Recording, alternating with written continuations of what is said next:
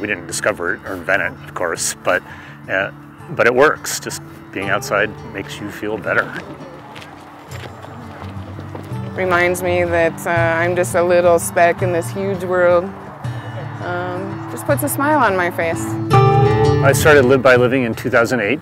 I had been married to this fabulous woman, Julie Rend, and she had breast cancer. She passed away in 2007. I saw how important it was to her to get out into nature whenever she had any kind of setback in her cancer. It just provided kind of a spiritual peace. Being a caregiver is a pretty hard job, and there were times where if you had tapped me with a hammer, I think I would have shattered into a million pieces. And getting outside just really helped me to calm down and relax and have some confidence in the future.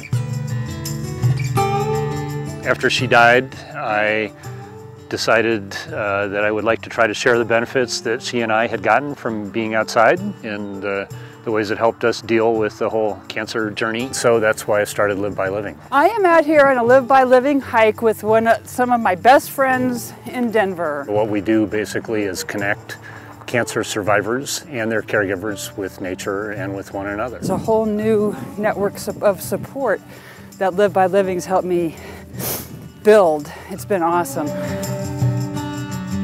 We do walks and hikes almost every week of the year. We wanted to create an organization that had a real sense of community and also something that they could help them do it on their own, something they could incorporate in their daily lives. I think it benefits everybody, no matter what cancer they have, to be out in nature, just being out on the ground. The other thing that we do are these weekend retreats.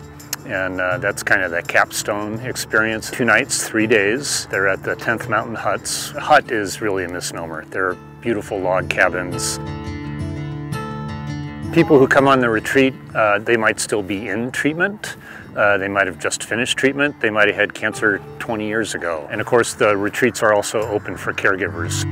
We'll do things like a guided meditation where people are just lying on the earth and just feeling the planet Earth support you and support your weight and your burdens. A lot of reflection and really some life-changing moments for people. For me, nature is like my church. It's religion for me. There's not really a lot out there for adults other than traditional support groups, which are great, but they're not for everybody. And it's not forced, you know what I mean? It's just, we can just be here and not talk if we don't want to, but we still feel support. None of us are on pity trips. We just get out and we walk. My dreams for the organization is that we'd be nationwide. Cancer is a challenge in a lot of ways, and one of the ways it's challenging is financially. So we wanted to offer it free of charge to people. It was humorous to me to learn that there's a whole field of psychological study about the benefits of being out in nature, right? It's like studying whether kids like ice cream. Well, of course we know kids like ice cream, and we all know that we feel better when we get outside. It's about what the name of the organization suggests is learning to live by living, learning to find a new normal to deal with the uncertainty and anxiety that a cancer diagnosis can bring.